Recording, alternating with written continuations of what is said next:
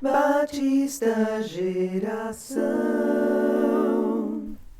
Olá, tudo bem? Eu sou a Carla Rubinek e nós vamos começar a nossa série de vídeos para o nosso treinamento das redes. E hoje nós vamos falar sobre como delegar tarefas. E nós vamos ver também o que a Bíblia fala sobre grupos pequenos.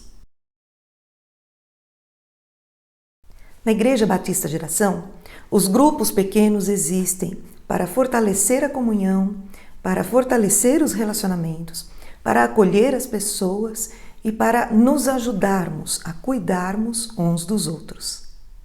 Nós temos que estar juntos para conhecermos as necessidades uns dos outros e podermos ajudar as pessoas, servir uns aos outros.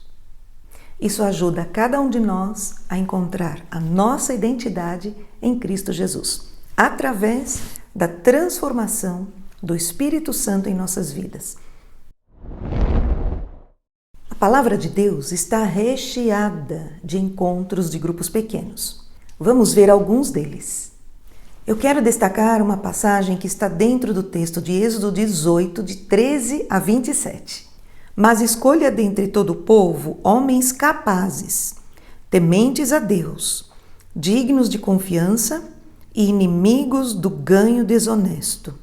Estabeleça-os como chefes de 1.000, de 100, de 50 e de 10. Eles estarão sempre à disposição do povo para julgar as questões. Trarão a você apenas as questões difíceis. As mais simples decidirão sozinhos. Esta passagem é muito conhecida. Moisés estava sentando para julgar o povo, mas tinha tanta gente, ele não iria jamais dar conta de atender todas aquelas pessoas. Aí o sogro dele, observando, disse: "Isso que você está fazendo não é bom. Tanto você quanto o povo vão ficar cansados." Então Jetro, que era o seu sogro, deu um conselho para ele, que foi exatamente aquele que eu li para você. Observando no final desta passagem, o Jetro diz para Moisés que o seu fardo vai se tornar mais leve, se você fizer desta forma, e o povo vai voltar para casa satisfeito. Por quê? Porque todos serão atendidos. Qual é o princípio do conselho de Jetro? Delegar. Delegar significa realizar uma transmissão, concessão de poderes, conferir a alguém poder e representatividade para fazer alguma coisa. Jetro observou para Moisés que a forma como ele vinha trabalhando não seria mais adequada para aquele tanto de gente que ele tinha que atender. Então, ele propôs uma estratégia diferente, uma forma diferente de trabalhar, para que ele pudesse atender às necessidades do povo e também nenhum dos dois, nem Moisés, nem o povo, fosse vencido pelo cansaço ou pelo desânimo. Eu quero que você observe comigo mais uma passagem que está em Deuteronômio, capítulo 1, de 9 a 15. Naquela ocasião eu lhes disse: "Não posso levá-los sozinho. O Senhor, o seu Deus, os fez multiplicar de tal modo que hoje vocês são tão numerosos quanto as estrelas do céu. Que o Senhor, o Deus dos seus antepassados, os multiplique 1000 vezes mais e os abençoe conforme lhes prometeu. Mas como poderei levar sozinho os seus problemas, as suas cargas e as suas disputas? Escolham homens sábios, criteriosos e experientes de cada uma de suas tribos, e eu os colocarei como chefes de vocês. Vocês me disseram que essa era uma boa proposta. Então, convoquei os chefes das tribos, homens sábios e experientes, e os designei como chefes de 1000, de 100, de 50 e de 10. Além de oficiais para cada tribo.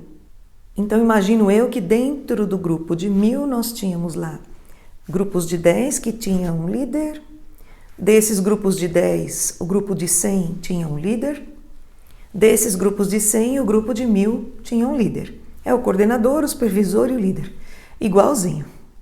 Até quantas pessoas hoje, por exemplo, alguém que trabalha, estuda, tem família e tem os seus cuidados pessoais, até quantas pessoas você teria condições de estar cuidando? 10 pessoas é um bom número, mas 20 já é um número muito grande. Então, por isso que nós chamamos de grupos pequenos, para que o cuidado tenha qualidade.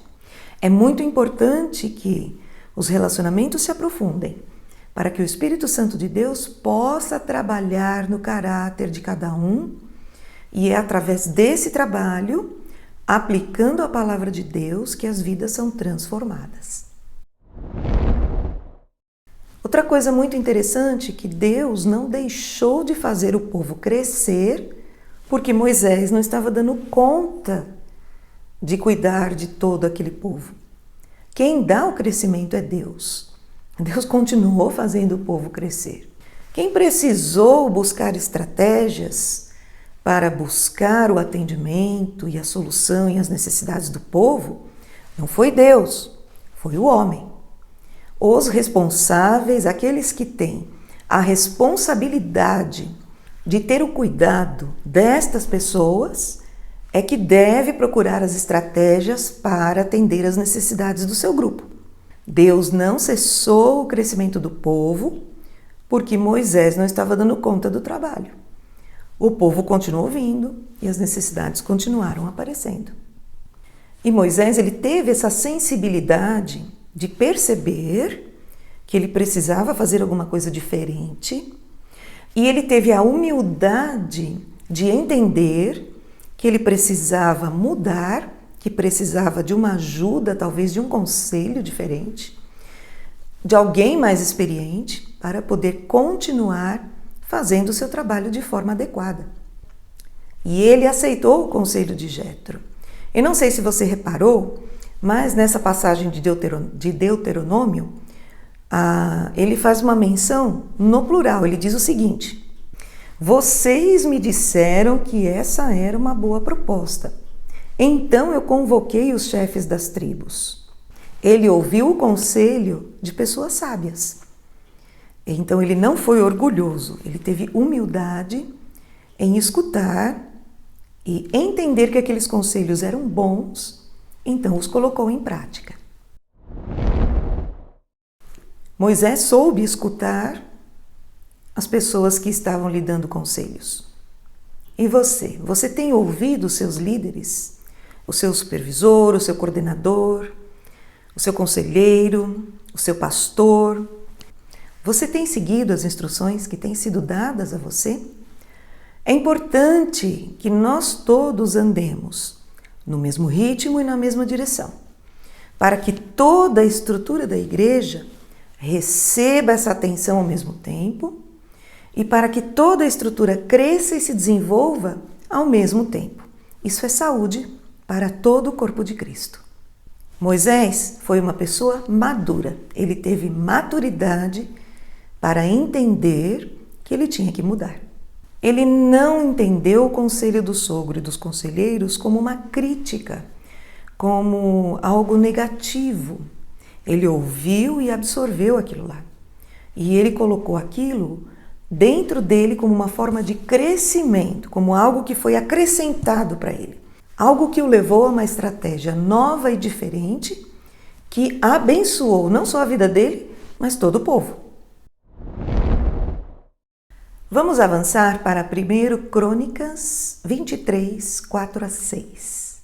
Davi escolheu 24.000 desses para supervisionarem o trabalho do templo do Senhor e 6.000 para serem oficiais e juízes, 4.000 para serem guardas das portas e 4.000 para louvarem o Senhor com os instrumentos musicais que Davi preparou com esse propósito. Davi repartiu os levitas em grupos que descendiam dos filhos de Levi, Gerson, Coate e Merari. Sendo Salomão já rei de Israel, Davi fez questão de deixar tudo organizado para ele. Perceba que ele levantou supervisores, líderes, deixou tudo separado em grupos. Por quê? Fica mais fácil de cuidar, de organizar e de liderar, com certeza. Nós vamos ler agora Marcos 6, de 39 a 40. Então Jesus ordenou que fizessem todo o povo assentar-se em grupos na grama verde. Assim eles se assentaram em grupos de 100 e de 50. Passagem muito conhecida na multiplicação dos pães. Para poder servir melhor os alimentos, as pessoas foram separadas em grupos. Os grupos são sempre uma estratégia e na Bíblia está cheio deles. Nós vamos ver mais um, Atos 2, 42, 47. Eles se dedicavam ao ensino dos apóstolos e à comunhão, ao partir do pão e às orações. Todos estavam cheios de temor, e muitas maravilhas e sinais eram feitos pelos apóstolos. Todos os que criam mantinham-se unidos e tinham tudo em comum. Vendendo suas propriedades e bens, distribuíam a cada um conforme a sua necessidade. Todos os dias continuavam a reunir-se no pátio do templo. Partiam o pão em suas casas e juntos participavam das refeições com alegria e sinceridade de coração, louvando a Deus e tendo a simpatia de todo o povo. E o Senhor lhes acrescentava todos os dias os que iam sendo salvos. Essa é uma das passagens mais emblemáticas sobre grupos pequenos na Bíblia. E aqui nós podemos ver que o grupo se reunia no pátio do templo, que poderia ser uma congregação, e também partia o pão de casa em casa. Eles se reuniam nas casas. Então, a igreja se reunia, igreja completa, e a igreja também se reunia em grupos menores, que são os grupos pequenos. E olha só, o que é que eles faziam nesses momentos? Eles se dedicavam ao ensino, à comunhão, eles comiam e oravam. É exatamente o que nós fazemos nos nossos grupos. Eles ajudavam-se mutuamente e eles tinham a simpatia da comunidade. Tinham muito amor. É o amor de Deus, né? O amor de Deus que emanava, que irradiava, que iluminava. Como é que é? Sal e luz. Não dá para esquecer isso, né? Então, as comunidades eram abençoadas por esses grupos, porque eles eram muito bem-quistos aonde eles estavam. Eles eram alegres, eles louvavam a Deus e tinham a simpatia de todo o povo. E é esse tipo de ambiente que atrai o não cristão para dentro da igreja. Seja ela na congregação ou nos grupos, tem que ter essa atração do Espírito, né? Porque é uma atração do Espírito. Essa simpatia, essa coisa de você olhar, nossa, olha que legal aquilo, né? Eu quero ser igual a eles, eu quero ter aquele amor, eu quero ter aquela alegria. Eu quero ter aquela força, aquela resistência, aquela resiliência. Mesmo com todas as dificuldades, eles não param de cantar, eles não param de louvar. Mesmo com todos os problemas, eles não deixam de dar os seus passos. Eu imagino que seja assim algo muito maravilhoso.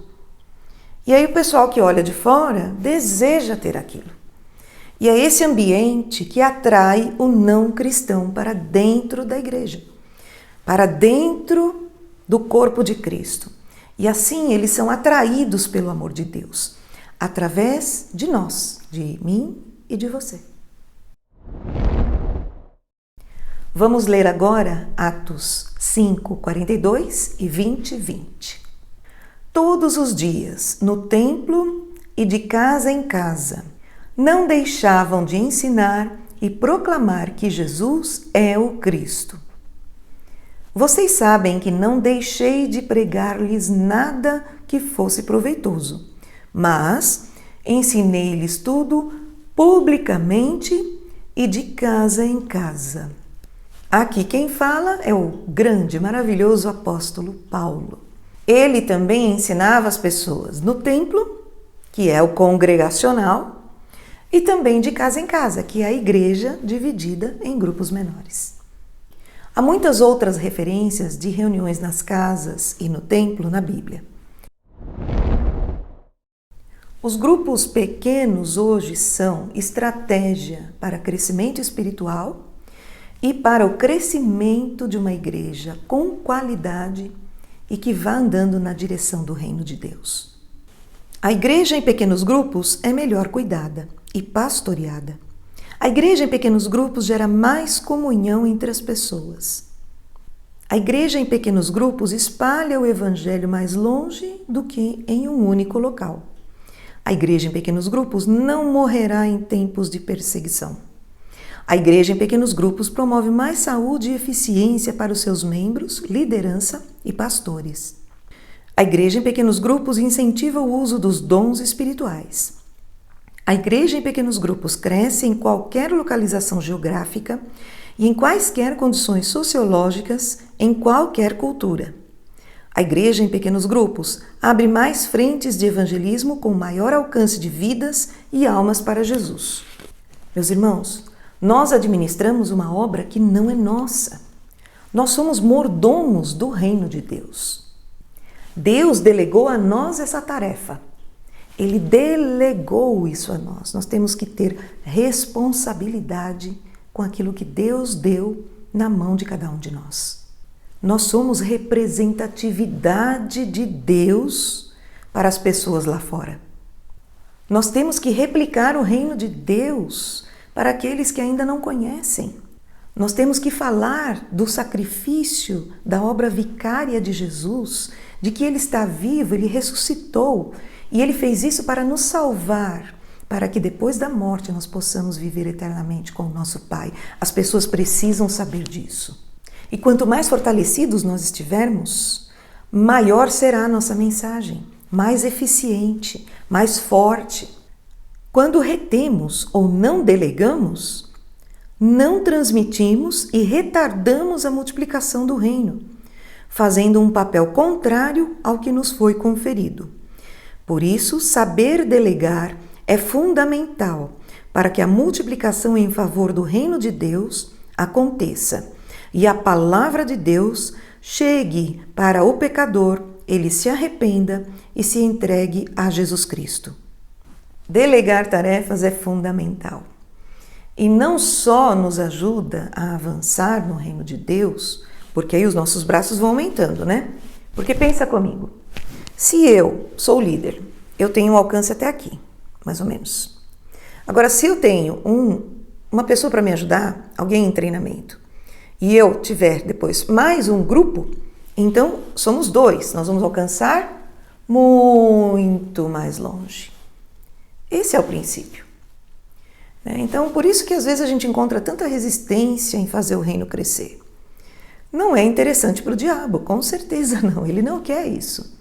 Então nós temos que ser fortes e resilientes e insistentes sim, porque Deus nos colocou nesse mundo não é para sermos felizes e buscarmos a nossa felicidade. Deus nos colocou nesse mundo para ir pregar o evangelho a toda criatura, para falarmos de Jesus, ensinar e batizar, fazer discípulos de Jesus. É isso que Deus deu de tarefa para nós. Ele nos delegou isso, é o ID. Então nós temos que cumprir. E isso é tarefa de todo cristão. Aponte a câmera do seu celular para o QR Code na tela e baixe a tarefa do vídeo 1 do treinamento das redes. Responda todas as perguntas e encaminhe o arquivo para o e-mail redes@batistageracão.church. Não esqueça de copiar o seu coordenador de redes. Deus abençoe. Batista Geração.